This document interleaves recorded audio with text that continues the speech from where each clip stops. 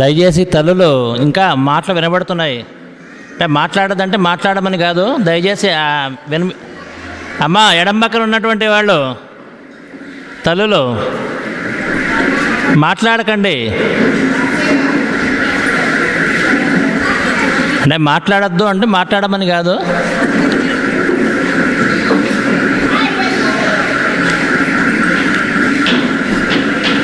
వాసుదేవ వాసుదేవ వాసుదేవ.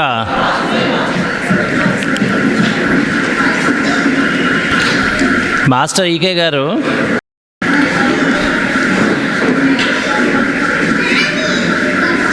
గుంటూరులో ఉన్నప్పటి నుంచి కూడా, అంటే ఇదే ఊళ్ళో ఆయన జాబ్ చేసేవారు.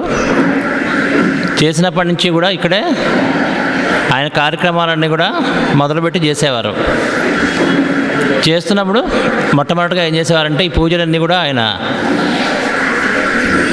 తాను ఆచరించి ఏ విధంగా చేయాలో ఆయన చేసి చూపించి 10 మంది కూడా ఎలా చేయాలో చేసి చేయించేవారు.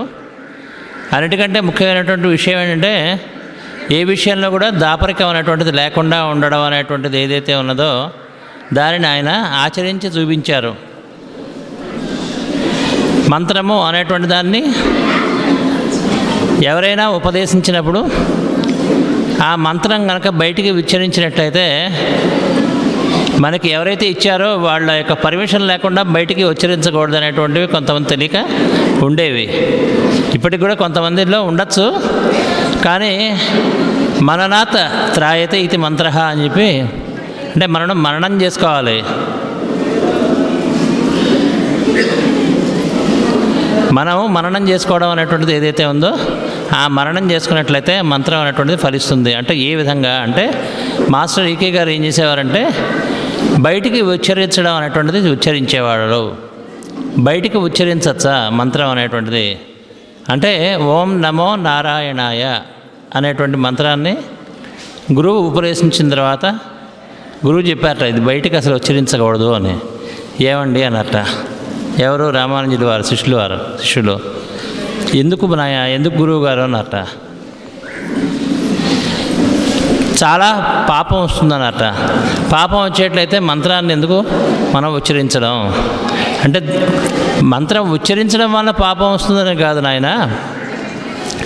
నీకు దీన్ని ఒక రోజు కూడా నువ్వు జపం చేసుకోవడానికి నీకు అందించినటువంటి మంత్రం ఇది. దానిని నువ్వు ఎవరికి కూడా బయటికి ఉచ్చరించి చెప్పకూడదు. అది ఉపదేశం పొంది వాళ్ళంతటా వాళ్ళు లోపల ధ్యానం చేసుకోవడం అనేటువంటిది రావాలి వాళ్ళకి. అప్పుడే అది పనిచేస్తుంది అన్నట్ట. ఏమవుతుంది అని అడిగాట. విన్నవాళ్ళకి మోక్షం వస్తుంది. అంటే ఈ మంత్రం ఎవరైతే వింటారో వాళ్ళందరికీ కూడా మోక్షం వస్తుందని చెప్పారట. విన్నవాళ్ళకి మోక్షం వచ్చేటైతే ఏం పర్వాలేదని చెప్పి అక్కడ ఉన్నటువంటి గుడి ఆలయం ఏదైతే ఉందో ఆ పైకి ఎక్కి భక్తులంతా ఎంతమంది అయితే వచ్చారో ఆ భక్తులు ఎక్కువ మంది వచ్చినప్పుడు ఆయన ఏం చేశారు, ఆలయం పైకి ఎక్కి ఓం నమో నారాయణాయ అనేటువంటి మంత్రాన్ని ఉచ్చరించి గట్టిగా ఉచ్చరించారట 3 మారు, అంటే 3 సార్లు ఉచ్చరించేసరికల్లా దాంతోపాటుగా ఏం చెప్పారంటే నాయన మీరంతా కింద ఉన్నటువంటి వాళ్ళు మీరు కూడా గట్టిగా ఉచ్చరించండి అని ఓం నమో నారాయణాయ అన్నట. వాళ్ళు ఓం నమో నారాయణాయ అని ఉచ్చరించారు. అలా 3 సార్లు ఉచ్చరించేసరికి అలా 3 సార్లు పూర్తి అయిన తర్వాత గబగబా గురువుగారు వచ్చి నాయన పైనుంచి కిందకి దిగన్నట. దిగిన తర్వాత చాలా తప్పు పని చేసావు అన్నట. అదేంటండి మంచి మంత్రాన్ని బయటికి ఉచ్చరించడం వలన తప్పే ఉంది అని అడిగాట. నువ్వు చేసిన చాలా పొరపాటు నాయన అన్నట్ట. ఏమండి అన్నట్ట. అంటే వాళ్ళందరికీ కిందనున్న వాళ్ళందరికీ 1000 మంది భక్తులకి కూడా వాళ్ళందరికీ మోక్షం వస్తుంది, సరే నువ్వు నాశనం అయిపోతావు అన్నట్ట. అప్పుడు ఆయన చాలా ఆనందపడి 2 చేతులు ఎత్తి గురువుగారికి నమస్కరించి కాళ్ళ మీద పడి నమస్కరించి నేను ఒక్కడిని నాశనం అయిపోయినా పర్వాలేదు కానీ ఇన్ని 1000 మంది తరిస్తే చాలా మంచిదన్నట. అంటే చూసారు అక్కడ. అప్పుడు గురువుగారికి కనువిప్పు కలిగి చాలా ఒక విధంగా ఆనందపడ్డారు. శిష్యుడు నాకంటే చాలా గొప్పవాడైనాడని చెప్పి ఆలోచించి చాలా ఆయన బాధపడి ఎందుకు దుఃఖపడ్డాడంటే ఈ కనువిప్పు నాకు కలగలేదు, మాకెవరు మా గురువుగారు ఎవరు కూడా ఇటువంటి కనువిప్పు అనేటువంటిది అందించలేదని ఈయన కనువిప్పు కలిగిందని చెప్పి నమస్కారం చేసుకుని శిష్యుడికి నమస్కారం చేసి, నాయన చాలా అద్భుతమైనటువంటి విషయం, ఈ విషయాన్ని ఇప్పటి వరకు మాకు ఎవరు కూడా అందించలేదు. అంటే నేను నాశనం అయిపోయి 10 మంది బాగుపడి 10 మందికి మంచి జరుగుతుంది అంటే అంతకంటే కావాల్సింది ఏముందండి? ఈ ఒక్క మంత్రాన్ని వింటేనే వాళ్ళు పునీతులు అవుతారట. ఈ ఒక్క మంత్రాన్ని వాళ్ళు ఉచ్చరిస్తేనే వాళ్ళకి మోక్షం వస్తుందిట, మోక్షం కలుగుతుందిట. అందుకోసం అందరి కోసం నేను ఉచ్చరించాను అని చెప్పారట ఆయన. చాలా అద్భుతమైనటువంటి విషయం. ఎందుకంటే 10 మందికి మంచి జరుగుతుంది, మనకి ఏం జరిగినా పర్వాలేదు, ఎలా ఉన్నా పర్వాలేదు.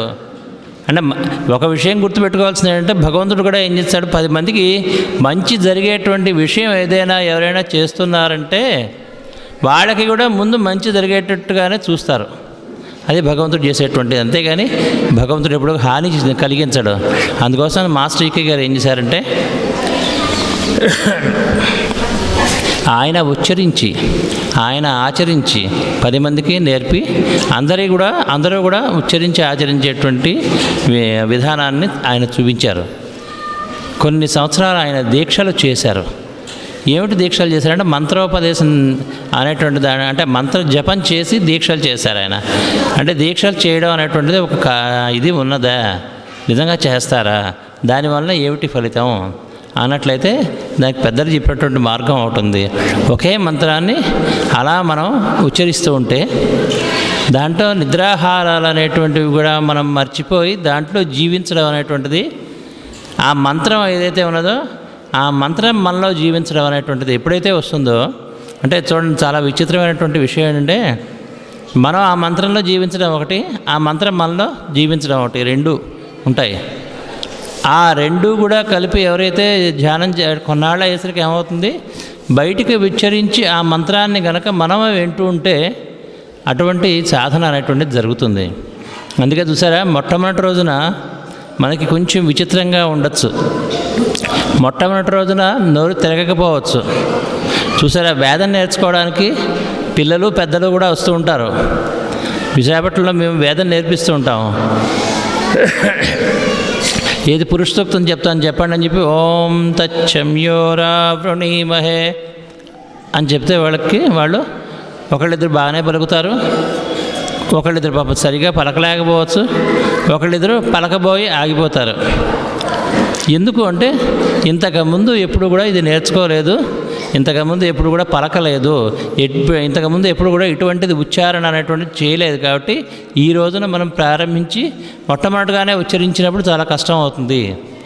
ఎందుకంటే అది సస్వరంగా ఉంటుంది కాబట్టి, స్వరయుక్తంగా ఉంటుంది, స్వరం అనేటువంటి దాంట్లో కలిసి ఉంటుంది.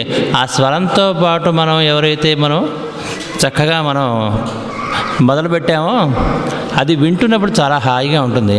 అందుకే చూసారా, నిజంగా దాన్ని వింటూ అర్చన అనేటువంటిది చేసేటువంటి అర్చకులు ఎవరైతే ఉంటారో ఆలయాల్లో వాళ్ళందరూ కూడా చాలా ఆరోగ్యం బాగోలేని వాళ్ళు కూడా చాలా మంచి ఆరోగ్యవంతులుగా తయారవుతారు.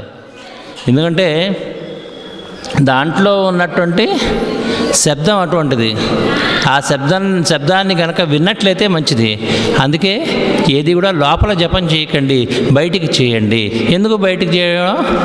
మనం చేస్తున్నప్పుడు మనం వినడం అనేటువంటిది రావాలి. మనం చేస్తున్నప్పుడు మనం వినడం ఎలాగా అంటే, మనం బయటికి ఉచ్చరిస్తున్నాం అనుకోండి, కళ్ళు మూసుకున్నప్పుడు మన గొంతు మనకు వినిపిస్తుంది. ఎందుకు వినిపిస్తుంది అంటే చుట్టుపక్కల ఉన్నటువంటివి కూడా చూడడం అనేటువంటిది మనం చేయటం లేదు కాబట్టి, అంటే చుట్టూ ఏం జరుగుతున్నాయో తెలియదు కాబట్టి. అంటే చాలా సింపుల్ లాజిక్ అది. చుట్టూ ఉన్నటువంటిది ఏం జరుగుతుందో మనకు చాలా క్లియర్గా కనిపిస్తుంది అనుకోండి, మనం ఉచ్చరించేటువంటిది చాలా తాత్కాలికమే అవుతుంది. అలా కాకుండా కళ్ళు మూసుకుని మనం చక్కగా ఉచ్చరించేటప్పుడు చుట్టూ జరిగేటువంటిది ఏవో తెలియకుండా ఉంటుంది కాబట్టి అది వింటున్నప్పుడు ఎంతో చాలా మంచి వైబ్రేషన్స్ అనేటువంటివి మనకి తెలుస్తాయి, వస్తాయి. చూసారా, కొంతమంది మరి స్వామి వివేకానందుల వారు ఏం చేశారంటే అలాంటి వాళ్ళు, ఆయనే కాకుండా అలాంటి వాళ్ళు కొంతమంది చాలామంది తపస్సు అనేటువంటిది చేసుకుంటున్నారట. అంటే కళ్ళు మూసుకుని ధ్యానం చేసుకుంటున్నారు. ఒక గురువుగారు చెప్పారట, ఈ మంత్రం అనేటువంటిది చేస్తే చాలా మంచిదిరా అని. తను కొంతమంది స్నేహితులు అందరూ కూడా కలిసి కూర్చుని ఒక చోట ఆ మంత్రాన్ని ఉచ్చరించడం మొదలెట్టారట. అందరూ కూడా కళ్ళు మూసుకోండి అని చెప్పి కళ్ళు మూసుకుని ఉచ్చరించి చేసుకుంటున్నారట. చేస్తూ ఉండగా ఒక పాము వచ్చి ఇలాగా వాళ్ళ మధ్యలో నిలబడింట, నాగుపాము. నిలబడితే చుట్టూ ఉన్న వాళ్ళందరూ లేచి పారిపోయారు. ఎందుకు? అక్కడ మంత్రం కంటే కూడా పాము కనబడుతోంది అందరికీను. ఈయన మాత్రం ఇంకా చేసుకుంటూనే ఉన్నాడు. ఎందుకంటే ఈయనకి పాము కనబట్టాలి అక్కడ. ఎందుకు? కళ్ళు మూసుకుని చేసుకుంటున్నాడు ఆయన చక్కగా. ఆ వివేకానందుడు చిన్నపిల్లవాడుగా ఉన్నప్పుడు చాలా అద్భుతమైనటువంటి ప్రయోగం అది. అంటే తెలిసో తెలియకో పెద్దలు ఎవరో చెప్పారు చేయమని కళ్ళు మూసుకొని చాలా చక్కగా ఉచ్చరిస్తున్నాడు. ఉచ్చరిస్తుంటే పాము అలా వచ్చి అలా ఎదురుగుండా పడగ విప్పి అలాగా నుంచుందట. ఎవరో చెప్పారట, మీ అబ్బాయి అక్కడ ఒక మంత్ర జపం చేసుకుంటూ ఉంటే నాగుపాము వచ్చి ఎదురుగుండా కూర్చుంది అని చెప్పి తల్లికి చెప్పారట. ఆవిడ గబగబా వచ్చిన తర్వాత చూస్తే ఎదురుగుండా పాము ఉందట. సరే, ఆవిడ ఏం చేస్తుంది, కర్ర పెట్టి తోయడం, రాళ్ళు విసరడం చేయలే. నమస్కారం చేసి, తల్లి మా పిల్లవాడిని కాపాడు, ఆశీర్వదించు అని చెప్పి నమస్కారం చేస్తే వెళ్ళిపోయిందట అది. మరి చూసారా అక్కడ ఉన్నటువంటి పవర్ ఎలా ఉంటుందో. అందువల్ల వాళ్ళంతా కూడా అలాగా కళ్ళు మూసుకుని బయటికి ఉచ్చరించేవాళ్ళు. కళ్ళు మూసుకుని బయటకు ఉచ్చరించినప్పుడు మనకి చుట్టూ ఉన్నటువంటివన్నీ కూడా చక్కగా ఏం జరుగుతున్నదో కనబడకుండా ఉంటుంది. మన వాయిస్ మనకు బయటికి ఏదైతే చెప్పుకుంటున్నామో అది వినబడుతూ ఉంటుంది. కొంచెం ముందుకు వెళ్ళిన తర్వాత ఏమవుతుందంటే కొన్నాళ్ళు అయ్యేసరికల్లా ఇంకా మనం ఉచ్చరించేది కూడా మనకు వినబడదు. అటువంటి స్థితి వస్తుంది మనకి. ఎప్పుడు వస్తుంది అంటే అది వింటూ వింటూ వింటూ వింటూ ఉంటే మనం కొంతసేపు అయ్యేసరికల్లా మనకు తెలియకుండా ఆ ఉచ్చారణ కూడా ఆగిపోయి దాంట్లో లీనం అయిపోతాము. ఎటువంటిదంటే మేష్ గారు చెప్పారు, చాలా సులభంగా చెప్పారు, చాలా ఈజీగా. చూసారా, ఒక గ్లాస్ తీసుకోండి, గ్లాస్లో నీళ్లు తీసుకోండి. ఆ గ్లాసులో నీళ్ళలో చిన్న ఈ ఐస్ ముక్క తీసుకుని వేయండి. ఐస్ ముక్క అనేటువంటిది దేన్ని బట్టి తయారైందండి? ఇది నీళ్ళని బట్టే తయారైంది. మళ్ళీ నీళ్ళల్లో వేసినప్పుడు ఏమవుతుంది, నీళ్లు వేరుగాను ఐస్ ముక్క వేరుగాను ఉంది. కొంచెంసేపు అలా వదిలేసేసేయండి. వదిలేస్తే ఏమైంది, అది ఐస్ ముక్క కరిగిపోయి నీళ్ళల్లో కలిసిపోయింది. చూడండి, మరి ఆ ఐస్ ముక్కగా ఉన్నటువంటి నీళ్లు దాంట్లో కలిసినటువంటి నీళ్లు విడిగా తీయగలమా? మనం తీయలేము. అంటే దాంట్లో ఎలాగైతే కలిసిపోయిందో, అంటే కరిగిపోయి దాంట్లో కలిసిపోయింది, అంటే దాన్నే లీనం అవ్వడము అంటారు. ఆ లీనం అవ్వడం అనేటువంటిది ఎవరికైతే వస్తుందో, అంటే మంత్రోచ్చారణ అనేటువంటి చేస్తూ చేస్తూ చేస్తూ చేస్తూ చేస్తూ ఉండగా తెలియకుండా అప్రయత్నంగా చుట్టూ ఉన్నటువంటివన్నీ కూడా అలాగా మనకి వినబడడం అనేటువంటిది కూడా పోయి ఆనందమయ లోకం ఏదైతే ఉంటుందో దాంట్లోకి వెళ్ళిపోతుంది మనకి తెలియకుండానే. ఎంతసేపు అంటే ఎంతసేపు అనే ఉండదు, ఎంతసేపు ఉండాలో అంతసేపు ఉంటుంది అది. అందుకే మేష్ గారు మనకు చెప్పింది ఏంటంటే, గాయత్రి మంత్రం ఎన్నిసార్లు ఉచ్చరించాలి అంటే, ఎన్నిసార్లు ఉచ్చరిద్దాం అనిపిస్తే అన్నిసార్లు ఉచ్చరించండి. అంతేగాని 10 సార్లు కొంతమంది తెలియక ఏం చేస్తూ ఉంటారంటే, చక్కగా ఓం భూర్భువస్సువః ఓం తత్సవితుర్వరేణ్యం భర్గో దేవస్య ధీమహి ధియో యో న ప్రచోదయాత్ అని ఇలాగ వేళ్ళు ఒక్కొక్క, అంటే మనకి అదృష్టం కొద్ది 10 వేళ్ళు ఇచ్చాడు భగవంతుడు. దేనికంటే గాయత్రి మంత్రాన్ని లెక్క పెట్టడానికి. అలాగా 10 వేళ్ళు పూర్తి అయ్యేసరికి అవసరం వస్తే ఏం చేస్తానో చూసుకుంటాం కూడా, 9 అయ్యాయా 10 అయ్యాయా. 10 అయిపోగానే మిగిలిన వాళ్ళు చదువుతున్నా మనం ఆపేస్తాం. ఒక ఆయన్ని అడిగాం ఒకసారి గురు పూజలో, ఒక ఆయన పక్క ఆయన అలా చేస్తుంటే అడిగాం, ఏమండి ఆపేశారండి. 10 సార్లు అయిపోయింది కదా అన్నారు. మరి వాళ్ళంతా ఉచ్చారణ చేస్తూనే ఉన్నారు కదండి అంటే, వాళ్ళ పాప తెలియక చేస్తున్నారు. అంటే అక్కడ ఏంటంటే 10 అనేటువంటి అంకె మీద మనకి ఎప్పుడు ధ్యాస ఉంటూ ఉంటుంది. అందుకే ఎవరైనా అడిగినప్పుడు మీరు చెప్పాల్సింది కూడా ఏంటంటే, ఒక మంత్రాన్ని ఎన్నిసార్లు జపించాలి అంటే, ఇన్నిసార్లు కాదండి, 5 నిమిషాల్లో 10 నిమిషాలు పావుగంట ఎంతో పెట్టుకోండి, 20 నిమిషాలు మీ ఇష్టం. ఆ టైం కూడా చెప్పకపోతే వాళ్ళకి నమ్మకం ఉండదు. మొట్టమొదటిలో ఏం చెప్పాలంటే వాళ్ళకి ఒక 10 నిమిషాలు చేయండి, 10 నిమిషాలు వాచ్ చూసుకోవాలంటే మళ్ళీ వాచ్ మీద ఉంటుంది, అలా అక్కర్లేదు, అలారం పెట్టుకోండి, 10 నిమిషాలు అవ్వగానే ఆపేయండి. గంట కొడుతుంది కదా, ఆపేయండి. కానీ గంట మీద మీరు అలా కాన్సన్ట్రేట్ చేయకండి. మీరు మామూలుగా ఉచ్చారణ చేసుకోండి. కరెక్ట్గా గాయత్రి మంత్రం సగంలో ఉండగా ఓం భూర్భువస్సువః ఓం తత్ అనగానే గంట కొట్టింది అనుకోండి, టపక్కన ఆపేయకూడదు, పూర్తి చేయండి, తప్పేం లేదు. చూసారా, మనకి మన జీతం నెలలా ఇస్తున్నారట. ఎంత ఒక్కొక్కరికి ఒక్కొక్కలా ఇస్తారు. ఏదో నాకు 10,000 ఇస్తున్నారు అనుకోండి జీతం ప్రతి నెల. ఈ నెలలో మీకు 1,000 ఎక్కువ ఇస్తామని చెప్పి 11,000 ఇచ్చారనుకోండి, వద్దొద్దు, చాలా తప్పది, 10,000 ఇవ్వండి అని చెప్పి తీసుకుంటామా మనం? ఇంకా వీలైతే 12,000 ఇస్తే బాగుండు. ఈ నెలలో కొంచెం ఖర్చులు ఎక్కువ ఉంటాయి కాబట్టి ఇంకొక 1,000 కూడా ఎక్కువ ఇస్తే బాగుండు అనిపించదు? అలాగే ఇది కూడా మనం ఇంకా కొంచెంసేపు చేస్తే పర్వాలేదు, తప్పు లేదు. అందుకే మొట్టమొదటిలో ఏం చేసేవారు, ఉచ్చరించేటప్పుడు ఉచ్చరించండి, ఎంతసేపు అంటే ఎంతసేపు వద్దు. మరి జపమా ఒక చాలా మంచి మంచి క్వశ్చన్లు వేస్తారండోయ్. అంటే ఎలాగైనా కూడా వీళ్ళని ఈ తోవలోకి తీసుకురావడానికి అని చెప్పి ప్రయత్నం చేస్తుంటారు. అలాగంటే మరి జపమాలలు అనేటువంటివి ఎందుకు పెట్టారండి? ఆ కాన్సెప్ట్ ఏమిటి? అది లేకపోతే తప్పు కదా.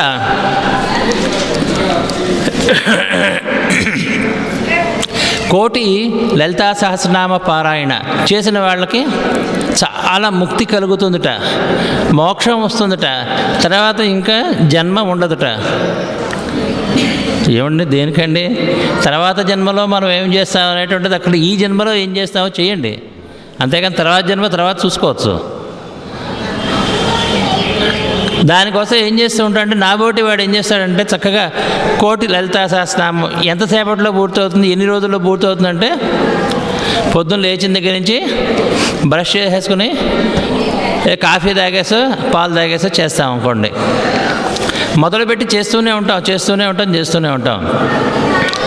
స్నానం చేసే లోపల ఒకసారి అయిపోతుంది. ఎందుకంటే అటు ఇటు తిరుగుతూ బట్టలు తీసుకుంటూ ఇది చేస్తూ ఒకసారి లలితా సహస్రనామం పూర్తి అయిపోయింది. స్నానం అయిపోయిన తర్వాత దేవుడి దగ్గర అన్నీ సర్దుకుంటూ పువ్వులు పెట్టుకుంటూ పాత పువ్వులు తీసేస్తూ, చూసారు, దీపం పెట్టడానికి ఒత్తి పెడుతూ ఆ దీపం ఏదో కొంచెం నల్లగా ఉంటే దాన్ని తోముకుంటూ అవన్నీ పూర్తయి ఆ దీపం వెలిగించేసరి లోపల రెండోసారి అయిపోతుంది. గబగబా వెళ్ళి అక్కడ ఏం చేస్తారంటే ఓ పుస్తకం ఒకటి ఉంటుంది వాళ్ళ దగ్గర, ఆ పుస్తకంలో నోట్ చేస్తుంటారు 2 అంటే వాళ్ళు డేట్ వేస్తే 2 సార్లు. తర్వాత భర్తకి మరి ఆకలేస్తుంది కదా, దానికోసం అని చెప్పి భర్తకి పిల్లలకి టిఫిన్ తయారు చేస్తే 3వసారి.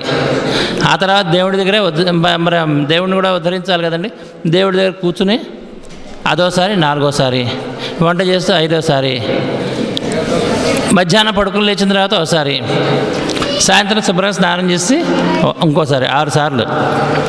ఈ విధంగా కౌంట్ చేసుకుని పోతారనమాట. అలాగే ఎంతమంది అయితే వస్తున్నారో అంతమంది పేర్లు రాసుకుని మీరందరూ కూడా ఎన్నిసార్లు చదువుతున్నారు? ఎందుకంటే ఇక్కడ కేంద్రంగా పెట్టుకున్నాం మనం, గురు పూజల దగ్గర కేంద్రంగా పెట్టుకున్నాం. ఇక్కడికి ఎవరైతే వచ్చి అందరూ కూడా వచ్చి అక్కడ కూర్చుంటారో వాళ్ళందరూ కూడా చక్కగా మనం పేర్లు రాసుకున్నాం అనుకోండి, మీరంతా కూడా ఎన్నిసార్లు చదువుతున్నారు అంటే ఎవరో చెప్తారు నాకు 4 సార్లు కంటే కుదరటం లేదండి, వాళ్ళ పేరు దగ్గర 4. ఇవన్నీ కౌంట్ పూర్తి అయ్యేసరికల్లా మనకి ఏమవుతుంది, కోటి అయిపోయింది. ఎన్నాళ్ళలో? 40 రోజుల్లో. దాని బదులు మేష్ గారు చెప్పింది ఒకటే, సంపూర్ణంగా భక్తిగా చక్కగా ఒకసారి చేయండి చాలు. అదే లలిత కోటి, అదే ఇంకా అంతకంటే అక్కర్లే. అలా చేసిన వాళ్ళు ఎవరైతే ఉంటారో వాళ్ళకు వచ్చేటువంటి ఫలితం వేరు. అయితే ఒకటి ఫలితాన్ని ఆశ్రయించి చేయడం అని కాదు అక్కడ. అలా చేసిన వాళ్ళకి ఏం జరుగుతుందంటే చేసామనేటువంటి ఆనందం కలుగుతుంది, ఆరోగ్యం పాడవకుండా ఉంటుంది, చాలా చాలా ఆనందం కలుగుతుంది. అలా కాకుండా రోజుకు 6 సార్లు చేయడం గురించి అని చెప్పి 5 సార్లు పూర్తి అయ్యేసరికల్లా 6వసారి చేయడం పూర్తి అవ్వలేదట, గబగబా అయ్యయ్యో అని అనిపించి గబగబా రాత్రి 9, 9:30, 10ంటికైనా మొదలెట్టి 12 వరకు చేసేసుకోవడం. అంటే ఆరోసారి పూర్తి చేయాలి కాబట్టి. అంటే మనం జాగ్రత్తగా అబ్జర్వ్ చేయాల్సిన ఏంటంటే ఏది కూడా కౌంట్ కోసం కానీ, అంటే అమ్మవారి కోసం కానీ, అమ్మా మాట్లాడద్దమ్మా, అమ్మా వాసుదేవ్ మాట్లాడకండి.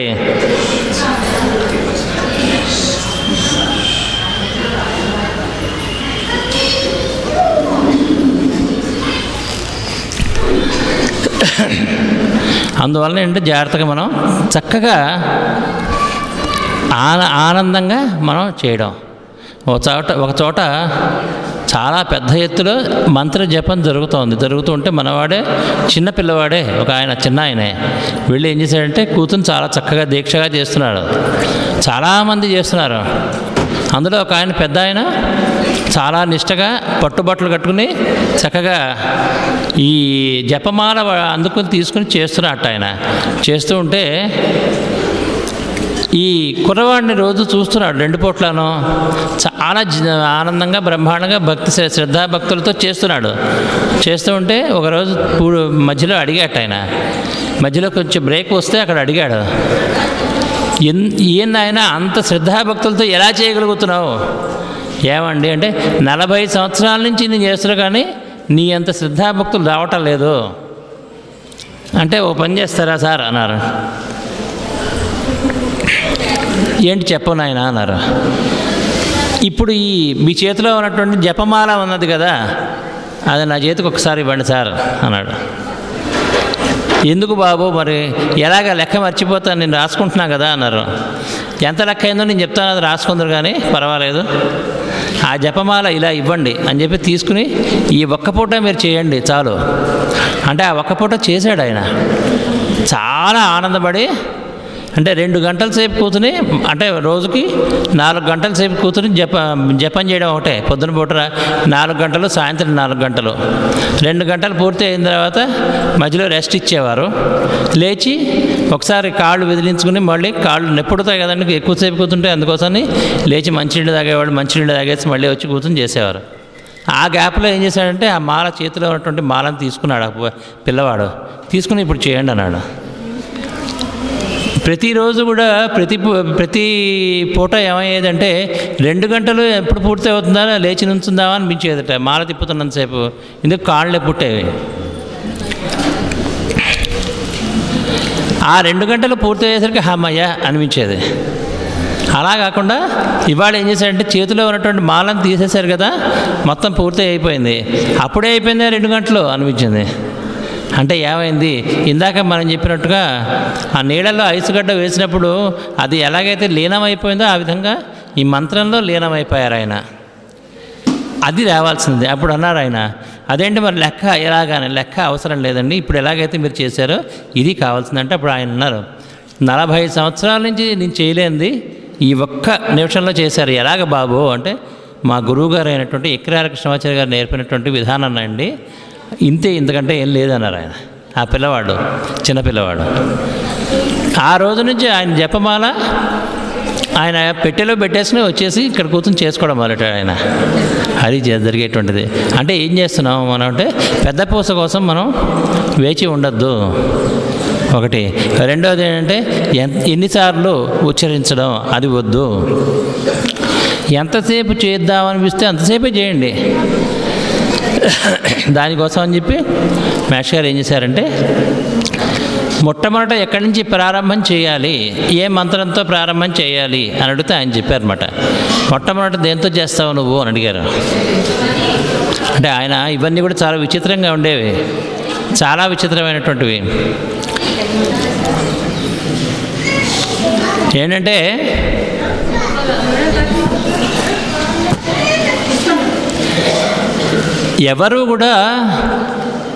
ఎవరిని కూడా కంపల్షన్ అనేటువంటిది లేకుండా ఉండేది మాస్టర్ ఈకే గారి దగ్గర. ఒకసారి ఓ తల్లి వచ్చి, మా భర్త గారికి అస్సలు బాగోలేదండి, చాలా సీరియస్గా ఉంది, కడుపులో క్యాన్సర్ వచ్చిందని చెప్పారండి డాక్టర్లు, మీరే బతికించాలని చెప్పి చాలా పాపం వచ్చి చాలా బాధపడింది. ఆ భార్యకి 26 సంవత్సరాలు, భర్తకి 30 సంవత్సరాలు. చాలా చిన్న వయసులోనే క్యాన్సర్ వచ్చి పాపం చాలా బాధపడుతుంటే మాస్టర్ గారి దగ్గరికి వచ్చి ఏడ్చి గోల పెట్టింది ఆ అమ్మాయి. మాస్టర్ గారు ఏం చెప్పారంటే, ఏం తల్లి ఏం చేద్దాం అనుకుంటున్నావు? 2 విషయాలు ఉన్నాయి ఇక్కడ. ఎలాగంటే మాస్టర్ గారు మీరు ఏం చెప్తే చేద్దాం అనుకుంటున్నాం అండ ఒకటి, లేదా ఇలా చేద్దాం అనుకుంటున్నామని మనమే సజెషన్ ఇవ్వడం ఒకటి. ఏం చేయమంటారు అని అడిగితే ఆయన చెప్పడం వేరు. ఏం చేద్దాం అనుకుంటున్నావు మా అన్నారు. అంటే అలా అంటే మరి నీకు ఎవరంటే ఎక్కువగా నమ్మకం ఉన్నది అంటే, అరవింద మహర్షి అంటే నాకు చాలా భక్తి అండి, చాలా నమ్మకం. ఎప్పుడూ కూడా మేము పాండిచేరి వెళ్ళొస్తూ ఉంటాం అన్నారు. చాలా సంతోషం అమ్మా. అరవింద మహర్షి ఆయన సమాధి దగ్గరికి వెళ్ళండి. వెళ్ళి అక్కడికే వెళ్ళి మీరు ఏం చేస్తారంటే, సమాధికి ఆనుకొని ఉదయం స్నానం చేసిన తర్వాత వెళ్ళి అక్కడ ఆనుకొని కూర్చోండి. మధ్యాహ్నం భోజనం కూడా అక్కడికే తీసుకువెళ్ళి అక్కడే పెట్టి సాయంత్రం సూర్యాస్తమయం అయ్యే వరకు కూడా అక్కడ ఆనుకొని ధ్యానం చేసుకో నాయన. నువ్వు కూడా అక్కడే కూర్చొని ధ్యానం చేసుకో తల్లి, మీ ఇద్దరు అక్కడికి వెళ్ళండి అన్నారు. అంటే సరే అని చెప్పి వెళ్ళారు వాళ్ళు. 7 రోజులు పూర్తి అక్కడే చేసిన తర్వాత, పూర్తి అయిన తర్వాత రండి నా దగ్గరికి అన్నారు. అయితే ఒక హెచ్చరించారు ఒకటి, మీ దగ్గర మెడికల్ మీకు చేసినటువంటి స్కానింగ్స్ ఇవన్నీ కూడా మీ దగ్గర జాగ్రత్తగా ఉన్నాయి కదా? ఉన్నాయండి. ఆ రిపోర్ట్స్ అన్నీ మీ దగ్గర ఉన్నాయి కదా? ఉన్నాయండి. అవి జాగ్రత్తగా ఉంచుకోమా? ఉంచుకుంటామండి. దేనికోసం? అవన్నీ జాగ్రత్తగా ఉంచుకొని తర్వాత తెలుస్తుంది మనకి. అప్పుడు మొత్తానికి తీసుకున్నారనమాట. వెళ్ళారు. వెళ్ళి అక్కడే ఆ సమాధి దగ్గరే ఆనుకొని కూర్చుని శుభ్రంగా చాలా అద్భుతంగా చేశారు. చేసేసరికల్లా ధ్యానం చేసుకునేసరికి 7 రోజులు పూర్తి అయిన తర్వాత మేష్ గారి దగ్గరికి వచ్చారు, ఈకే గారి దగ్గరికి. వచ్చి ఏం చేశారంటే, మేష్ గారు ఇప్పుడు ఏం చేయమంటారు అన్నారు. ఒక్కసారి మళ్ళీ నువ్వు వెళ్ళి ఎవరైతే నీ డాక్టర్ గారు చూశారో ఆ డాక్టర్ గారి దగ్గరికి వెళ్ళమ్మా, ఒకసారి ఈయన తీసుకువెళ్ళు అన్నారు. తీసుకువెళ్ళారు. తీసుకువెళ్ళి ఆయన మళ్ళీ స్కాన్ చేయించమన్నారు. స్కాన్ చేయించారు. లోపల క్యాన్సర్ అనేటువంటి వ్యాధి లేదు. అంటే నమ్మబుద్ధి అవ్వదు మనకి. చాలా ఆనందపడి మర్నాడు మేష్ గారి దగ్గరికి 2 బుట్టల పువ్వులు, పళ్ళు, స్వీట్లు అనేది తీసుకొచ్చింది ఆవిడ పరిగెట్టుకుని. ఇదిగో మేష్ గారు చాలా ఆనందంగా ఉంది. ఏంటమ్మా అంటే, లోపల ఉన్నటువంటి